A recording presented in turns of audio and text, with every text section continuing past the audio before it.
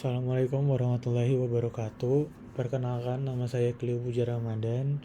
Saya dari kelas C Hukum Acara Pidana dan hari ini saya akan menjelaskan tentang pemeriksaan perkara biasa. Dimulai dari slide yang pertama tentang latar belakang.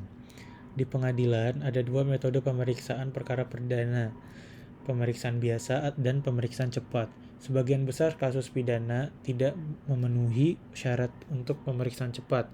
Agar tidak ada pihak yang dirugikan, prosedur ini dibuat untuk menjamin proses peradilan yang adil, terbuka, dan menyeluruh. Pemeriksaan perkara biasa dalam sistem KUHP menekankan betapa pentingnya keterlibatan semua pihak, mulai dari jaksa, terdakwa, saksi, hingga hakim untuk mengungkapkan suatu kebenaran.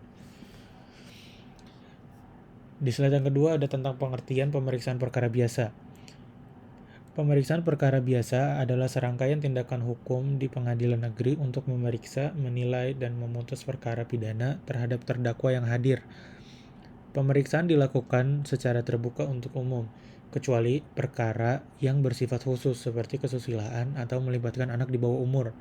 Dasar hukum pemeriksaan perkara biasa diatur dalam pasal 152 sampai pasal 193 KUHP yang menguraikan tata cara sidang, urutan pemeriksaan, serta hak dan kewajiban para pihak.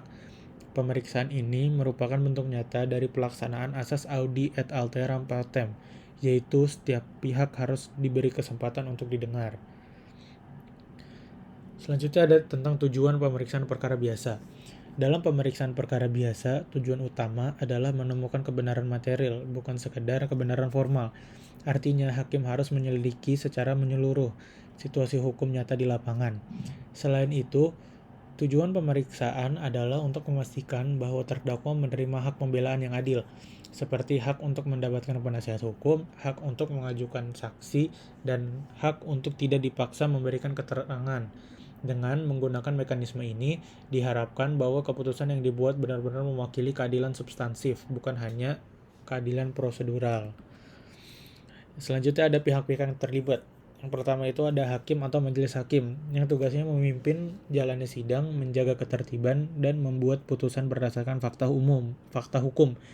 Yang kedua, ada jaksa penuntut umum, yang tugasnya mewakili negara untuk menuntut terdakwa dan membacakan surat dakwaan. Yang ketiga, ada terdakwa dan penasihat hukum, pihak yang didakwa melakukan tindak pidana dan berhak membela diri.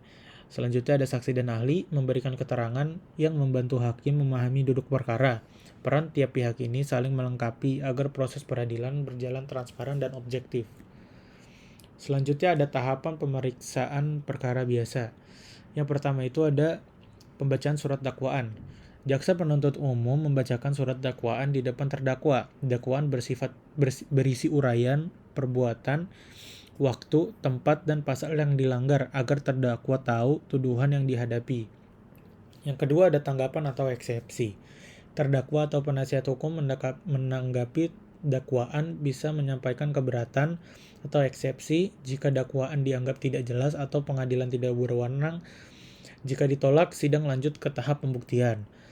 Yang selanjutnya ada pemeriksaan saksi dan ahli.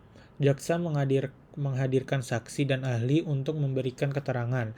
Hakim dan penasihat hukum dapat mengajukan pertanyaan guna menggali kebenaran. Semua keterangan dicatat dalam berita acara sidang.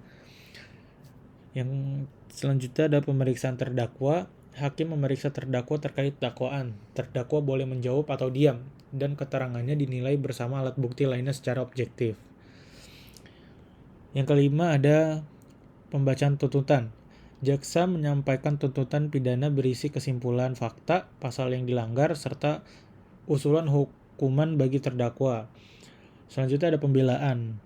Terdakwa atau penasihat hukum menyampaikan pembelaan untuk menolak dakwaan atau meminta keringanan hukuman. Yang selanjutnya ada replik dan duplik. Jaksa memberikan tanggapan atas pembelaan atau replik, kemudian penasihat hukum menanggapinya kembali atau duplik. Tahap ini merupakan argumen penutup dari kedua pihak. Yang terakhir ada putusan hakim atau vonis. Hakim bermusyawarah dan membacakan putusan di sidang terbuka. Putusan dapat berupa bebas, lepas dari tuntutan hukum, atau terbukti bersalah dan dijatuhi pidana. Yang selanjutnya ada prinsip pemeriksaan. Yang pertama, sidang terbuka untuk umum agar masyarakat dapat mengawasi jalannya peradilan. Yang kedua ada langsung dan lisan. Hakim mendengar sendiri keterangan dari para pihak tanpa perantara. Yang ketiga ada objektivitas dan imparsialitas. Hakim wajib tidak memihak ke salah satu pihak. Yang terakhir ada kebenaran material diutamakan. Bukan hanya berdasarkan formalitas bukti, prinsip-prinsip tersebut menjadi pondasi agar proses hukum berjalan dengan adil, transparan, dan akuntabel. Yang selanjutnya ada putusan dan upaya hukum. Yang pertama itu bebas jika tidak terbukti melakukan tindak pidana. Yang kedua ada lepas dari segala tuntutan hukum jika perbuatannya bukan tindak pidana.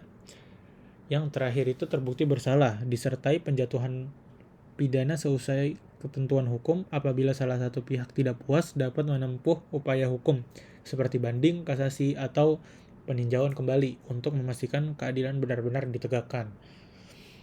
Yang terakhir itu ada kesimpulan. Salah satu bagian penting dari sistem peradilan pidana Indonesia adalah pemeriksaan perkara biasa. Hakim, jaksa, dan penasihat hukum sangat penting dalam menemukan kebenaran sebenarnya selama proses ini. Pemeriksaan perkara biasa diharapkan dapat menghasilkan keputusan yang adil, logis, dan dapat dipertanggungjawabkan dengan mempertahankan asas keadilan, keterbukaan, dan hak asasi manusia.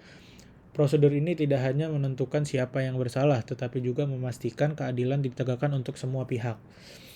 Sekian dari saya, mohon maaf jika ada salah-salah kata. Wassalamualaikum warahmatullahi wabarakatuh.